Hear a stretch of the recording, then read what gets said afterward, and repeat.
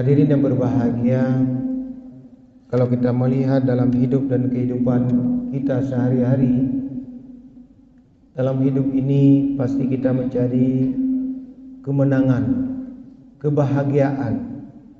Siapapun dia, si berangkat menteng dalam hidup dan kehidupan, itu semua kita berkeinginan mendapatkan kebahagiaan. Baik ketika kita hidup di dunia ini, apalagi kita kembali kepada Allah Subhanahu wa taala, itu pasti. Makanya Bapak Ibu dimuliakan Allah Subhanahu wa taala, kadang ada hal-hal tertentu yang kadang-kadang kita lupa terhadap hal yang kecil, bahwa nanti akan membawa efek besar. Baik itu kepada kita beribadah kepada Allah, ataupun hablum minan nas, berhubungan dengan manusia. Itu kadang-kadang ada hal-hal yang berhubungan antara manusia kita anggap kecil, tetapi efeknya besar. Hadirin yang berbahagia, satu ketika Rasulullah ketika duduk-duduk dengan para sahabat, ada seorang sahabat bertanya kepada Rasulullah, "Wahai Rasul, berikanlah," menyebabkan petuah, "berikanlah nasihat kepada kami wahai Rasulullah. Mudah-mudahan kami mendapat kebahagiaan hidup di dunia, bahkan nanti di akhirat nantinya." Itu permintaan para sahabat kepada Rasulullah. Apa jawab Rasulullah yang pertama? Kecil sebetulnya. Pertama jawab Rasulullah, "Wahai sahabatku, jangan pernah sekali-kali apa yang dimiliki oleh orang lain seolah-olah kamu juga wajib memilikinya." Itu kata Rasul. Kata Rasulullah, jangan pernah dalam hatimu apa yang dimiliki oleh orang lain seolah-olah kamu wajib memilikinya. Mana contohnya? Misalkan hari ini ketika kita melihat seseorang, saudara kita, sahabat kita, teman kita dan lain sebagainya, dia memiliki rumah besar, mobil mewah. Ketika kita melihat dia, seolah-olah kita juga wajib memilikinya. Itu jangan, kata Rasulullah. Jangan pernah demikian. Bercita-cita boleh, tapi jangan-jangan saya harus memiliki seperti dia. Sudah, jangan. Jangan harus kita memiliki. Ilung bulagenya ceki pancara kue tanya. Sementara memang belum sanggup, tapi harus saya miliki. Tidak boleh, jangan. Kata Rasulullah, jangan. Ingin mendapatkan kebahagiaan, jangan seperti itu. Niat bercita-cita itu boleh. Ibancara nyan urungnya bagi ilun tuan insyaallah, mudah-mudahan dengan ikhtiar berusaha semaksimal mungkin, insyaallah silakan. Jangan apapun cerita ilung bue-buenya, itu jangan seperti itu. Itu kata Rasul. Jangan pernah kamu melihat apa yang dimiliki oleh orang lain, kamu juga wajib memilikinya. Tidak harus demikian. Keinginan boleh, tapi jangan ada dalam pikiran ilung wajib ayah pue katanya. Burung lain lihat tingkah ilung buat buka tingkah rumah. Jangan. Itu kata Rasul. Nasihat pertama. Ya kan? Kalau kita melihat apa nasihat Rasul itu, apa sangat penting.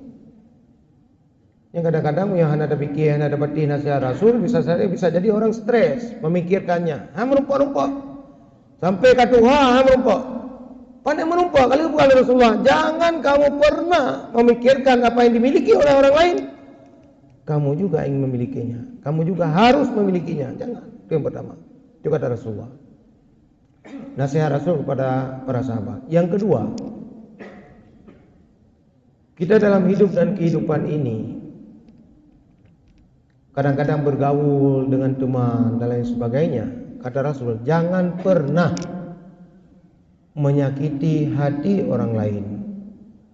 Itu nasihat yang sangat luar biasa, kata Rasul. Jangan pernah menyakiti hati orang lain. walau sekecil apapun.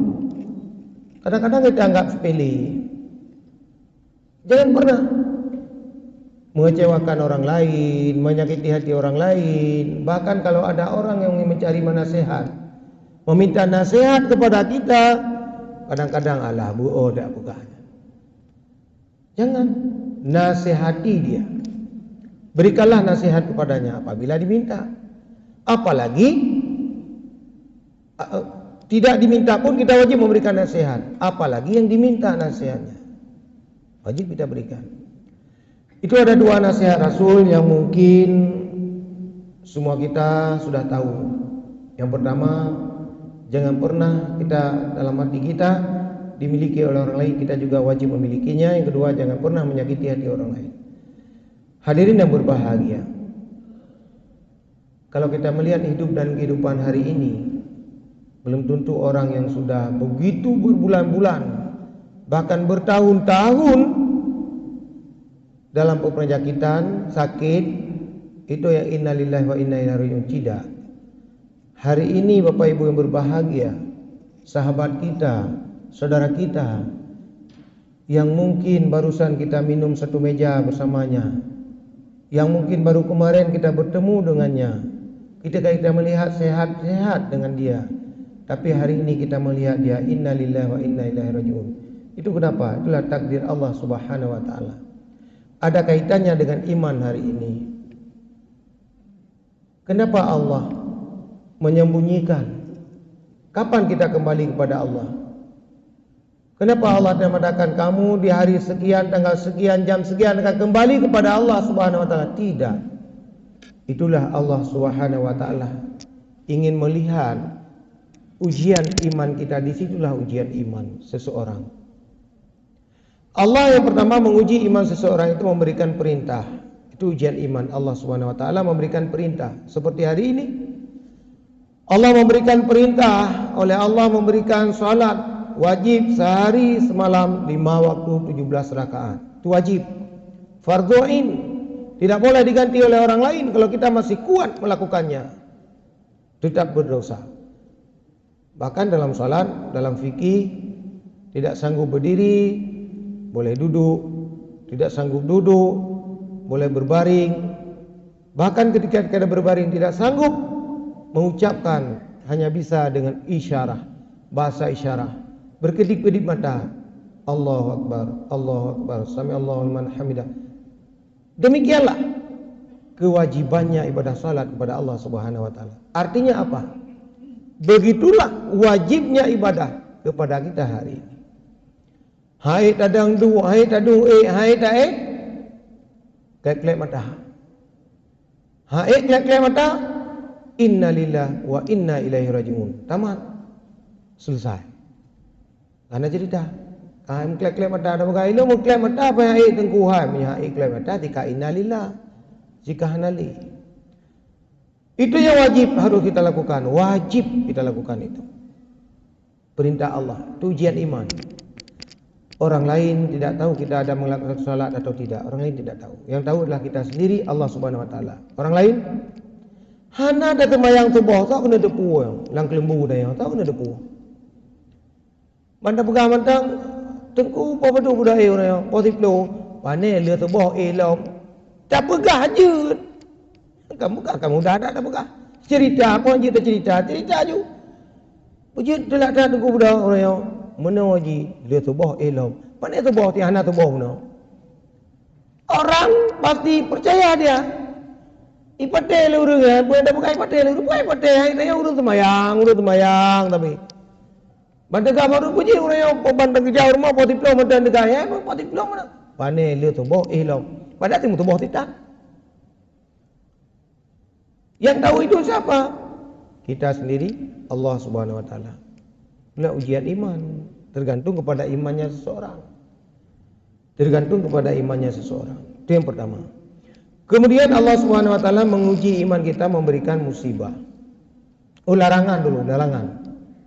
Ketika Allah memberikan perintah Allah. Kemudian ujian iman yang kedua, Allah memberikan larangan. Apakah larangan itu juga kita lakukan?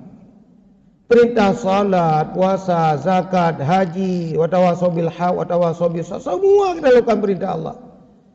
Larangan Allah, membunuh, riba, kemudian macam-macam lah itu. Larangan Allah, banyak sekali larangan Allah. Apakah itu juga kita kerjakan? Kalau itu juga kita kerjakan, artinya tidak ada makna ibadah yang kita lakukan kepada Allah Subhanahu wa taala. Makna arti. Perintah kita lakukan, larangan juga kita lakukan. Makanya itu juga tergantung kepada imannya seseorang. Sejauh mana imannya. Itu yang kedua. Yang ketiga, Allah mengujikan iman dia itu dengan memberikan kenikmatan. Nikmat. Banyak sekali hari ini diberikan nikmat oleh Allah. Banyak sekali. Hari ini juga kita bisa duduk iktikaf di rumah Allah ini, Bapak Ibu. Kita hanya niat saja iktikaf sudah dapat pahala. Duduk berniat iktikaf di rumah Allah, menunggu waktu Isya berapa menit lagi, itu pahala dicatat oleh malaikat. Maka jika kita duduk dalam masjid, baik tiga-tiga baca je doa. Ngajar lo iktikaf pada Allah Taala, hana bahasa Arab, bahasa Aceh, bahasa Indonesia, apa yang galak tu. Allah Maha tahu. Jangan pernah kita bilang menyokong dengan bahasa Arab, hansa. Apa ni hansa ni ya? Yang tidak sah itu bacaan-bacaan solat. Tidak boleh kita masukkan bahasa Indonesia. Tidak boleh kita masukkan bahasa Aceh. Tidak boleh bacaan solat. Hanya Al-Fatihah ngerti mentang. Tidak boleh. Kalau yang lainnya niat itikaf hanya ke bahasa Arab, bahasa Aceh, bahasa Indonesia, bisa. Silakan, tidak ada masalah. Afdalnya bahasa Arab. Kecuali salatnya hanya cerita. Tidak boleh bahasa lain. Yang kalau ada ketentuan tu garis besar. Hanya tak rubah-rubah ilung bahasa Jawa, bahasa Aceh, bahasa Sunda tidak boleh. Itu dia. Jadi Bapak Ibu yang berbahagia, nikmat hari ini diberikan Allah Subhanahu wa taala cukup banyak. Coba bayangkan hari ini kita dalam bernafas 1 menit yang hanya kerja udara oleh Allah kan mendapatkan udara bantuan dengan oksigen di rumah sakit. Coba bayangkan kalau kita tidak membayangkan itu ketika kita hari ini menghirup udara Allah cukup banyak. Nikmat diberikan Allah. Kalau kita pakai udara oksigen bantuan cium mentok, coba bayar itu berapa? 2 jam berhari-hari coba. Ketika itu kita teringat ya Allah, Allah memberikan udara sehari semalam 24 jam. Luar biasa saya menghirup, kemudian mengeluarkan, menghirup balik, mengeluarkan. Coba nikmat Allah. Coba kita pikir. Kemudian Allah memberikan kita sehat badan, sehat pikiran. Kita ajak masjid jami, hanare ke di kota. Kita ajak kota ke rumah lain, itu kan sehat pikiran. Dua-dua sehat. Ya, berikan nikmat oleh Allah. Kemudian diberikan nikmat oleh Allah apa yang kita usahakan, usahanya maju. Ketika usahanya maju kita apa cita-cita kita hari ini kita sanggup memberikan rumah yang besar, sanggup kita berikan rumah. Kemudian kendaraan, sanggup kita berikan kendaraan, belikan kendaraan. Itu apa kendaraan itu? Ya mungkin kalau kita berjalan ibadah kepada Allah mudah. Yang lagi keadaan orang yang cukup suum, luar biasa panasnya. Ibancara sama yang luhunya cukup suum. Mentong, budi basi, cukup dingin. Hana masalah. Umah hujan dengku beraya aja hujan, budi mentong aja. Itu kan nikmat Allah diberikan. Coba hitung nikmat Allah. Cukup luar biasa diberikan Allah. Tidak ada batas malah. Banyak diberikan Allah. Itu semua adalah ujian. Nah, itu harus kita. Ada komanya. Itu semua adalah ujian. Ujian apa? Ujian iman. Ketika Allah memberikan nikmat yang paling besar kepada manusia, apakah manusia ada bersyukur kepada Allah? Ada bersyukur atau tidak? Ya, makanya banyak sekali nikmat diberikan Allah. Apakah manusia ada bersyukur atau tidak? Yang terakhir, Allah menguji iman manusia itu dengan Allah memberikan musibah. Musibah. Gejuk perintah, gejuk larangan, gejuk nikmat diberikan oleh Allah. ketika Allah memberikan sedikit musibah, kata pegah Allah hana di, Allah hana sayang kelung, Allah hana ini, padahal tidak. Itu justru ujian diberikan oleh Allah Subhanahu wa taala, semua punya hikmah. Kita memberikan hikmah yang kita cari bukan ini. Dulu diberikan tsunami berapa puluh tahun yang lalu itu. Kenapa kalau kita orang bilang oh Allah Subhanahu wa taala yang ke Aceh, ratusan ribu orang meninggal ketika itu. Padahal di balik itu ada hikmahnya. Manusia kan kita tidak tahu. Menanti kitanya orangnya gujuk sakit ya Allah. Ambil hikmah saja. Di balik itu karena hikmah, mungkin awal-awal itu kata nikmati, kata syukuri dan lain sebagainya. Gujuk sakit macam ibadah tingkatkan kepada Allah. Mungkin seperti itu. Jadi semua yang diberikan Allah ambil hikmahnya. Kenapa? Supaya tenang hidupnya. Beda fikir-fikir tapi ya Allah yang menonyo kahana sayang gelung ya Allah tapi lu ibadah tapi gujuk sakit kanyo kaje. Jangan. Nyan bertambah pikiran, bertambah sakit. Ambil saja. Semua yang diberikan Allah punya hikmahnya kepada manusia. Ya, negala. Penuh hikmah. Lagi Allah menciptakan manusia kepada ulai itu, akimiu. Kenapa? Supaya manusia yang mulia itu ditaruh di atas. Ya dipikir oleh manusia. Namun ketika kita menghadap Allah, yang paling mulia itu justru di bawah. Ada itu temayang. Ulai yang paling mulia menghadap sang pencipta Khalik, ulainya harus kuda miu manyang aki oleh aki ada pedang mana kan manyang di ulai yang miu. Kapan? Ketika kita menghadap Allah Subhanahu wa taala tetapi semayang nya manusia anak dia ada antara manusia anak dia tunduk putruk di anak kepada Allah, tunduk sujud. Ya, negala. Oleh karena demikian, Bapak Ibu sidang jamaah yang berbahagia, hari ini banyak sekali cobaan, godaan dan lain sebagainya. Cukup banyak kita manusia hari ini digoda katanya urung di syaitan, digoda kepada keluarga, godaan kepada anak, cukup banyak. Itu semua ujian yang diberikan Allah. Lagi ane mi tikula tip. Mihana ujian binana ikhlas haji. Nggak ada ujian, udah kelas 6. Dari kelas 1 masuk kemarin, udah kelas 6. Purusan nggak sah ke kelas 6. Berarti harus ada ujian. Ujian dulu, tahun ujian, tahun depan ujian, tahun depan ujian. Maka enaknya ke kelas 6. SMP dari kelas 1 udah ke kelas 3. SMA dari kelas 1 udah kelas 3. Kuliah baru masuk ujian-ujian udah selesai, wisuda. Memang demikian. Ujian, dunia sejak hidup ini ujian. Ingin mendapatkan kebahagiaan, sekolah dulu, belajar, berusaha. Hana tajai kula pergi tu, hana mencet kula bahagia merumpak dunia. Hana tajai kula terajin, merumpak di bahagia. Tidak harus lo guna S1, S2, S3, bandum, tidak. Kenapa ya pikir kena dunia ini kan mudah sebetulnya kalau kita lihat. Kalau kita rajin, tawakal kepada Allah, insya Allah Allah makasih sayangnya Allah kepada manusia. Ujuk dah Allah. Kalau kan lu dah urang hana tamat tikula, apa kan bahagia dia mendapatkan. Memang kalau kita memang bersyukur kepada Allah, yakin Allah pasti akan memberi. Ana uceh urang S1, S2, S3 baru urang yang menempuh kerja, tidak. Makanya Allah memberikan kepada manusia ini luar biasa. Pemikiran manusia tidak sempit. Ya sempit pada pemikiran manusia. Manusia ini jangan sempit pikirannya. Hanya hana mungkin hana tidak. Allah mengatur. Allah SWT kagak atur dia mandung. Rezeki kagak jauh oleh Allah. Gujuk mandung rezeki atur oleh Allah. Bena pemikiran tayanya hana tikula sampai tinggi S3 hana but. Tidak. Banyak sekali orang tidak sekolah dapat pekerjaan, hidupnya layak, pengusaha dan lain sebagainya. Cuma kita harus berusaha yakin kepada Allah. Yakinlah. Yakin neo, ada bubur sesuatu itu yakin. Yakin kepada Allah. Allah kagiyu, Allah sangat marah kepada orang yang malas. Marah Allah.